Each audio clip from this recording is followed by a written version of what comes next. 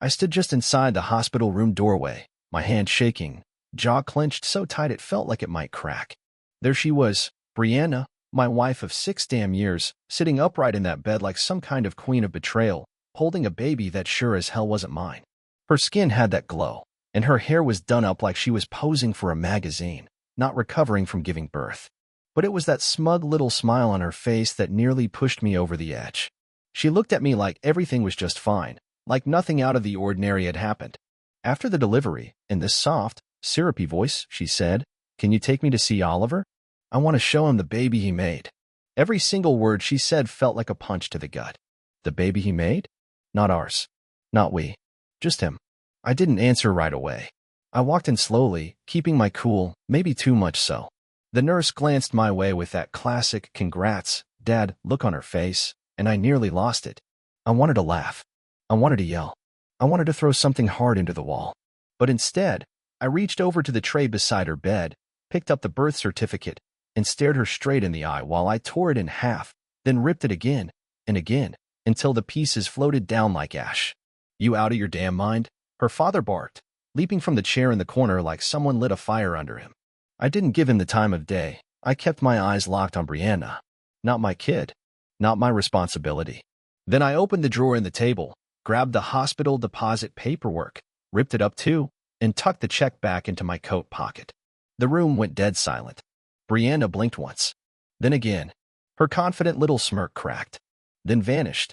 "What are you doing, Aaron?" she hissed. I stepped in closer. Her dad reached out and tried to grab my arm, but I yanked it free.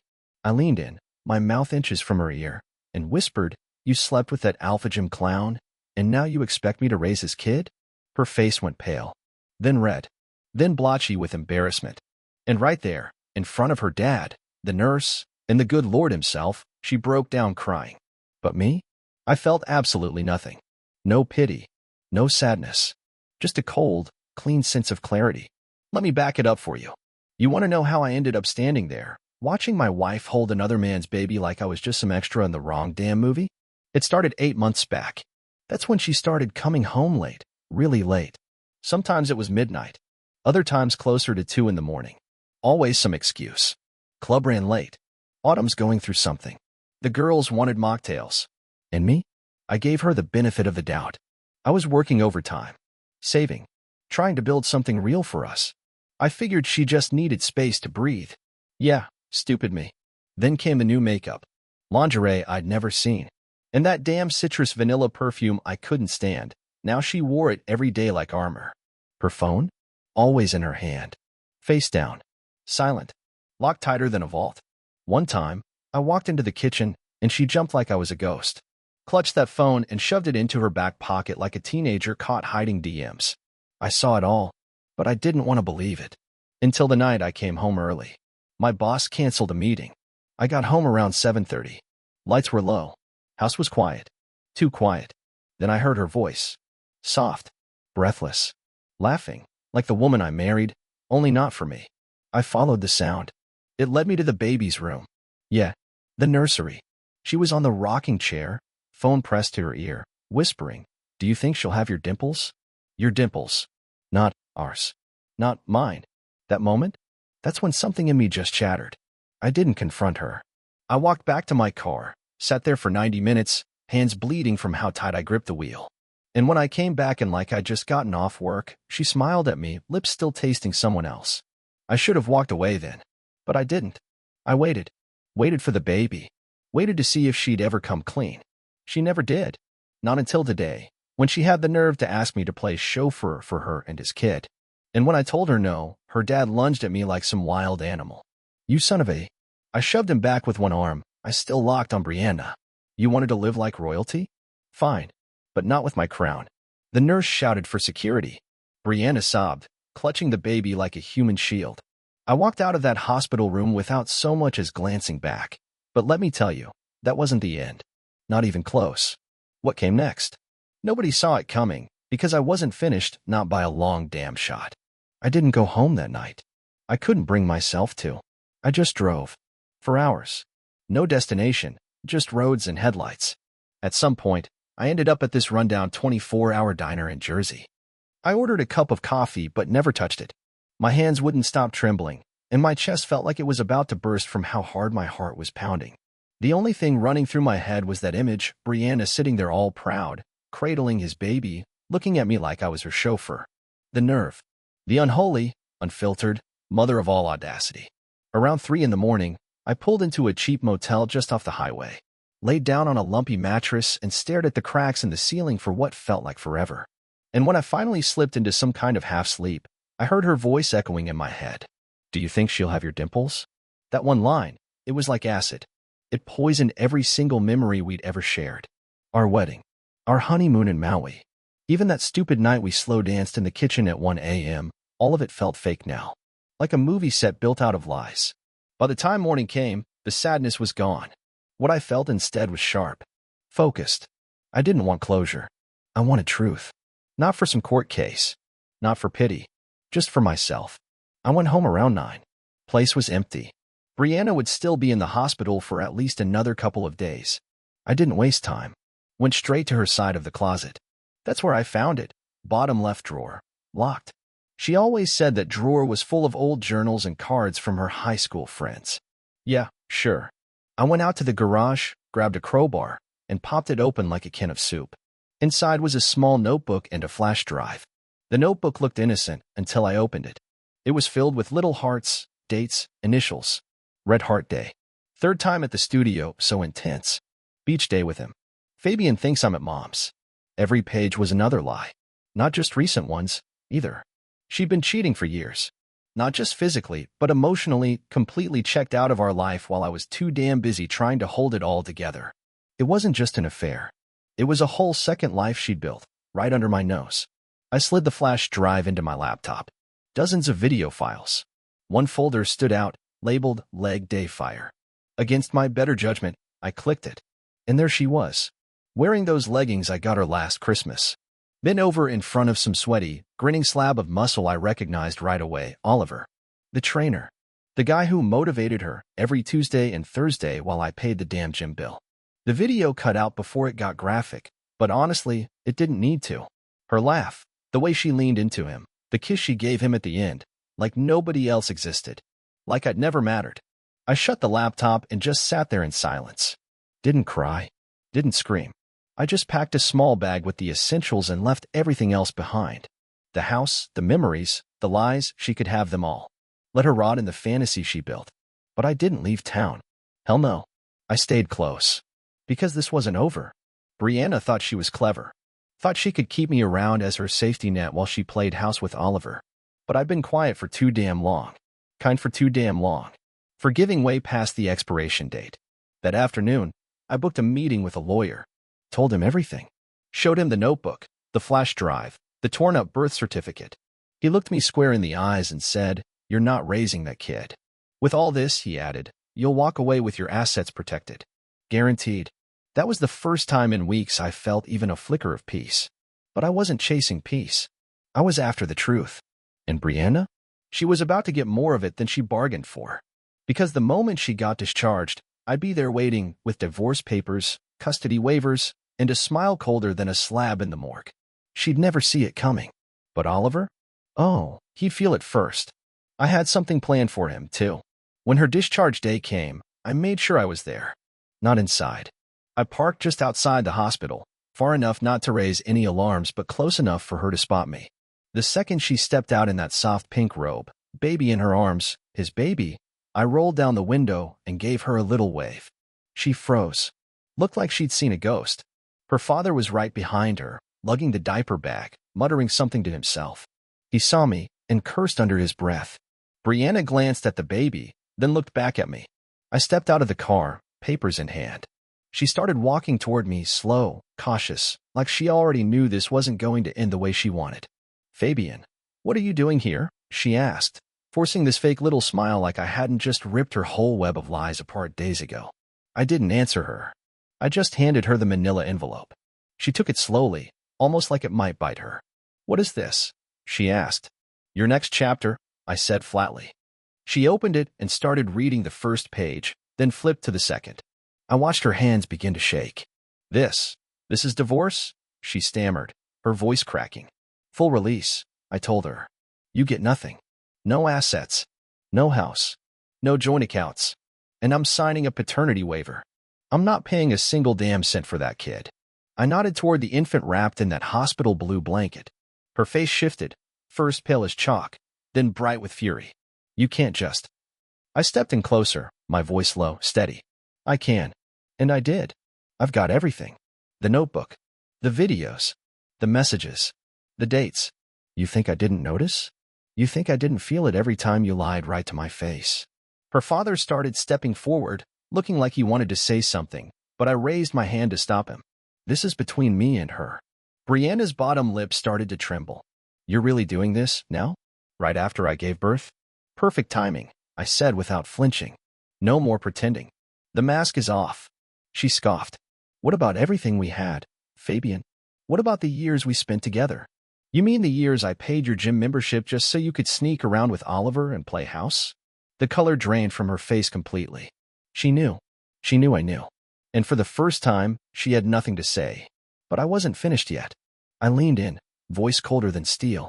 And here's the kicker, I talked to his wife. Her mouth fell open. What? She barely whispered. Yeah, Oliver's married. 2 kids. Nice little life in Indiana. Until I sent her the videos. The texts. Your little love notes. All of it. Brianna just stood there, frozen, mouth open like her brain short-circuited. Don't worry, I added, like it was nothing. She's flying in next week. Wants to meet the woman who blew up her family. Her knees wobbled, and she had to grab the stroller just to keep herself from falling. Good. Let her feel weak for once in her life. You're a monster, she hissed. No, Brianna, I whispered, leaning close. I'm a mirror. You're finally seeing what you are. Her dad lunged forward, eyes blazing. You'll pay for this. I looked at him, cool as ice. I already did. For 6 years. I'm done now. And with that, I turned around, walked to my car, got in, and drove off without looking back. But the story didn't end there. That night, I got a message from an unknown number. You're the husband? We need to talk. He ruined my life too. It was Rachel, Oliver's wife. She messaged again before I could even reply. I saw the videos. Thank you for sending them. He always claimed the late nights were just extra training sessions. Guess not. I stared at her message for a long time, unsure how to even respond. There was something strange about talking to someone else who'd been burned by the same fire. Like finding out the monster under your bed had been haunting someone else's house, too. Finally, I typed back. He got my wife pregnant. I found out in the hospital, the day she gave birth. Her reply came almost instantly. He told me they stopped seeing each other months ago. She paused for a second, then added. I guess that was a lie, too. I didn't know what I expected from her. Anger, maybe. Cold silence. But instead, she typed. Can I call you? I stared at that message, then replied. Give me 10 minutes. I grabbed a cold beer from the fridge and stepped out onto the back porch. It had started to rain, just a soft drizzle, the kind that's usually peaceful. But there wasn't an ounce of peace inside me. Just that cold not betrayal leaves behind. The phone rang. Her voice came through, tired, but sharp. I'm sorry you're going through this, Rachel said. I wouldn't wish it on anyone. You too, I said quietly. How long did you know? She asked. I let out a breath. Found out the day my daughter was born. You. Few months back, she said. A message popped up on his Apple Watch. It said Ashret Heart. He told me it was just a client being flirty. Her voice cracked for a second, then steadied. I wanted to believe him, but something in my gut, it didn't sit right.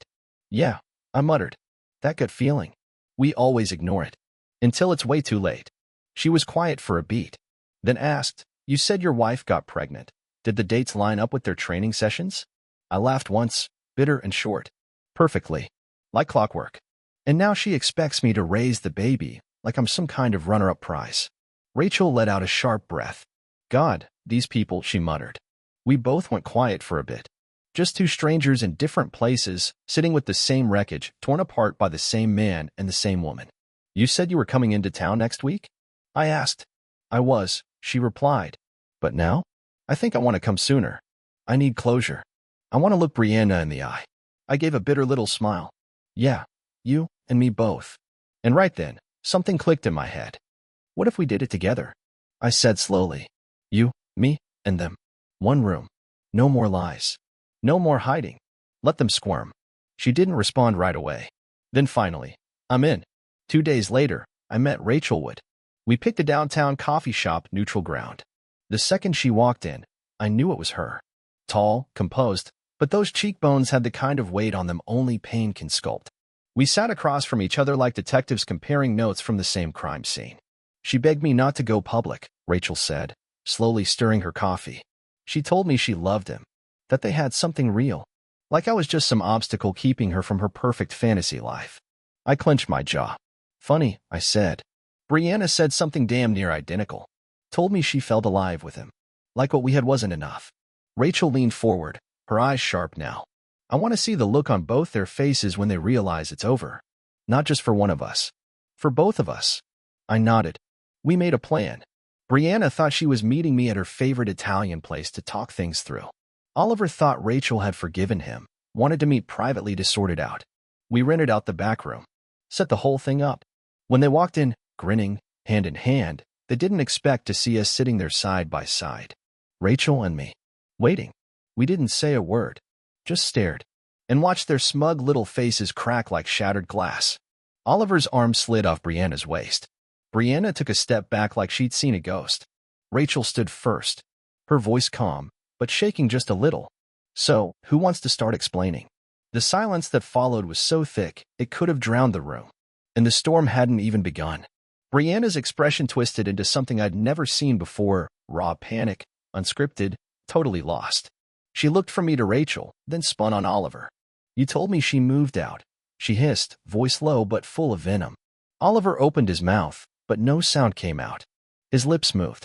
His eyes were wild. He looked like a man who just realized the rope he'd been climbing was actually a noose. Rachel didn't even blink.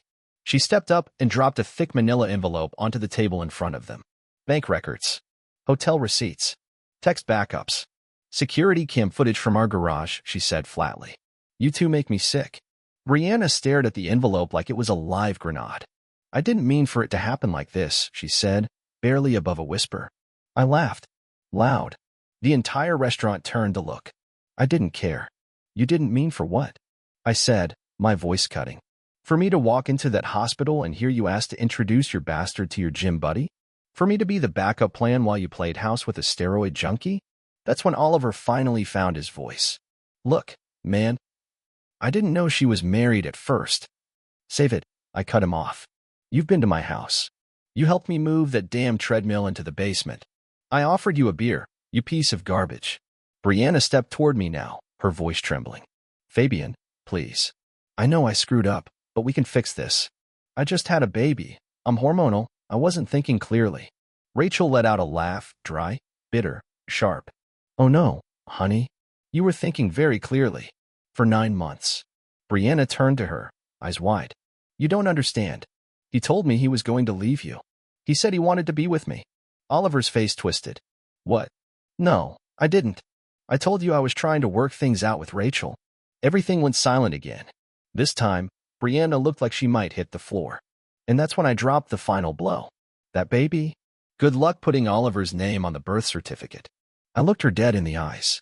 My attorney already filed a paternity waiver. I'm off the hook. You're getting nothing from me. Brianna blinked. The words didn't seem to register. You can't do that, she gasped. Rachel grinned. He already did. You ruined everything. Brianna shouted, the tears finally coming. No, I said, standing up slow and steady. You did that. One lie at a time. One betrayal at a time. You burned our marriage to the ground and expected me to bring you the damn hose. Rachel stood, too. And Oliver? We're done. Rachel's voice cut through the room like a blade. I already spoke to a lawyer back in Indiana, she added. I'm taking the kids in the house. You'll be lucky to get weekends in a hotel. Oliver went pale. I made a mistake, he said weakly. Rachel didn't flinch. No, she replied coldly. You made choices. The silence that followed felt like watching a building collapse in slow motion. Two people standing there, helpless, as their fantasy world turned to ash. Brianna dropped into a chair, sobbing uncontrollably. Oliver just stood there, hands gripping his head like he was trying to rewind reality with his thoughts. I looked over at Rachel, and for the first time since all this hell started, I saw a spark of strength in both of us. We didn't say a word. Just turned and walked out. Didn't look back. Didn't need to. We'd seen enough. Outside, the rain had finally stopped. Rachel let out a slow breath. "You know what the worst part is?" she asked. I shook my head. "They didn't even say sorry," she said. And somehow, that made everything feel even more real. But we weren't broken anymore. No, we were just getting started. I didn't head straight home after that showdown. Rachel and I sat in the car outside the restaurant for a while, maybe half an hour. The air still reeked of betrayal, but neither of us spoke. Not right away. There was nothing left to say. Not yet. "I thought I'd feel better," she finally muttered, eyes staring blankly through the windshield. "Yeah," I said. "Me too." We both laughed, but it wasn't real laughter. More like the sound of two broken lungs exhaling years of exhaustion. "I'm gonna be honest with you," she said, turning to face me. "I feel like I just lost a 10-year war, and I didn't even know I was in it." I nodded. "I feel like I was fighting for the wrong damn team the whole time. And that's the thing no one tells you about betrayal. It doesn't just hurt. It scrambles you. You start second-guessing everything, every memory, every smile, every quiet night you thought was normal." That night, Brianna sent me 7 messages. The first said, "We need to talk." The second, "I'm sorry." The third was a photo of the baby. The rest? Just a blur of guilt, manipulation, and desperation. I didn't reply to a single one. Instead, I poured myself a glass of whiskey, sat on the couch, and started scrolling through old photos on my phone. Pictures of us, vacations, birthdays, smiles that I now knew were fake. I'd spent years building a life with someone who was secretly building a backup plan. Then came the text from mutual friends. "Dude, what happened? Brianna says you lost it at the hospital. Said you and some other woman ambushed her at dinner." I ignored those two. People love picking sides when they only know half the story. That's the thing about cheaters. They don't just betray you in secret. They lie in public too. They craft their version, play the victim, turn on the tears. But I wasn't about to star in her pity play. The next day, I got served. "Cease and desist from Oliver's lawyer. Stop distributing defamatory material," it said. I actually laughed when I read it. He was trying to shut me up. So I called my lawyer. "Can I respond?" I asked. With a smile, he said. "And a counterclaim." We filed for emotional damages. Attached evidence of defamation based on Brianna's little fiction campaign. And I gave Rachel full permission to use every file, every message, every frame of footage in her divorce case. 2 days later, Oliver's lawyer backed off. Rachel called me, actually laughing for real this time. "He's scared," she said. "Like, really scared." "Good," I said. "He should be. Because I wasn't the same guy I was a week ago. I wasn't some naive fool still preaching about talking it out. I'd seen the truth. Lived it. It changed me. I changed my number. Blocked Brianna on everything. Froze the joint accounts. Cut off every route she could use to crawl back into my life. She didn't take it well. Showed up at my door, baby in arms, eyes swollen from crying. "Fabian," she pleaded. "Please. Just give me 5 minutes." I stepped outside and closed the door behind me. "I gave you 6 years," I said. "And you used every damn minute to lie." She looked hollow, drained. But not sorry. Just scared. Scared of losing control. Scared of losing the lifestyle I worked for. "You don't understand," she whimpered. Ollie left me. He said it was too much pressure. I blinked. "You mean the guy who knocked you up doesn't want to be a dad either?" She stayed silent. Didn't have a comeback. I leaned in, just a little, and whispered. "Sounds like karma showed up early this year." She wiped her face, glancing around like maybe someone would come save her. But no one did. "Not this time." "You ruined my life," she whispered. "No," I said, stepping back inside and locking the door behind me. "You just finally have to live in it." The silence that followed was deafening. I stood there with my forehead resting against the wood, listening to her soft sobs as they faded with each step she took away from the house. And strangely, I felt calm. Not peaceful, not relaxed, but settled. Like the dust had finally dropped after a building collapsed, and all that remained were broken bricks and open space. My life, as I'd known it, was done. But for the first time, that didn't scare me. I spent the next week cleaning out the house. And I don't just mean sweeping floors and tossing trash. I mean really clearing it. I threw out every photo frame, every half-used candle, every note she left behind with little hearts and hollow words. But I was cleaning myself out too. Emotionally. Like pulling shards out of a wound, one at a time. There were moments that hit like hell. Like finding one of her earrings caught in the carpet fibers. Or opening a drawer and seeing a prenatal book filled with her sticky notes. One of them read, can't wait for him to kick. And each time, it felt like a blade twisting in my ribs. Because I believed those words. Every damn one. But they were lies, too. Rachel and I kept in touch here and there. Nothing weird. Just two people trying to rebuild after the same fire. One morning, she sent me a message I haven't forgotten since. The worst part isn't losing them. It's realizing they never existed the way you thought they did. I stared at that one for a long time. Because she was right. Brianna wasn't the woman I believed in. And I wasn't the man I used to be, either. One evening, I was sitting on the back porch with a drink in my hand, watching the sky bleed out into the sunset, when I got a message from someone I never expected. Hey, it's Autumn. I just found out what happened. I'm so sorry. Autumn, Brianna's best friend. The one who always seemed too loyal, too blind. She lied to everyone, Autumn continued. Told us you left her while she was pregnant. That you wanted a paternity test just to be cruel. I feel sick, I replied. She played all of us. I was just another pawn in her game. She asked if I was okay. And surprisingly, I was. Not great. Not fully healed. But okay. I wasn't checking Brianna's social media anymore. Wasn't replaying the betrayal on a loop in my head. I could get through a whole day without thinking about Oliver's smug face or that hospital room where my world tipped sideways. I was breathing again. Then came the letter. Not a text. Not an email. A real, handwritten letter. Floral envelope. 3 pages. Front and back. Brianna. She poured it all out, how sorry she was, how she'd lost herself during the pregnancy, how Oliver wasn't who she thought he was. She said if she could go back and choose again, she'd choose me.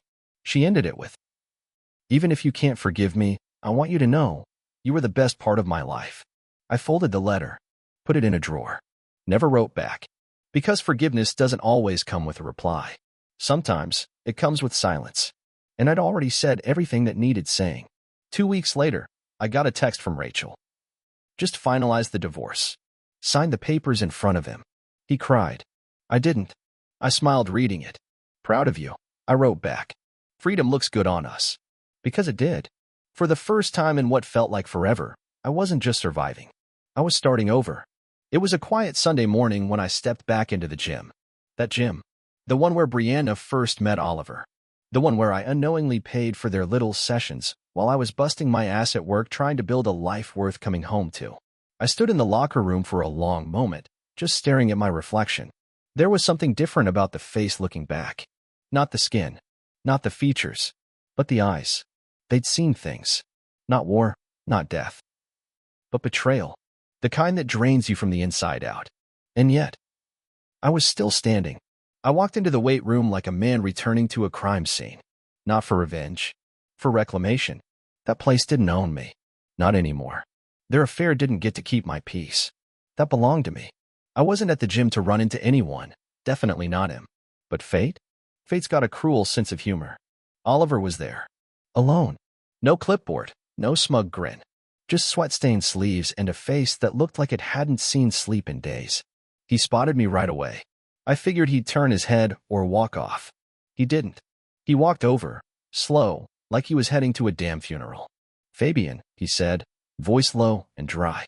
Look, I know nothing I say really matters right now, but phew. I cut him off, flat and fast. Good. Then don't say anything. He stopped, mouth hanging open. I don't want your apology. I don't need closure. Hell, I don't even want to hear your voice. I stepped in closer, leveled my gaze right into his. I just want you to know. I see you now. No act.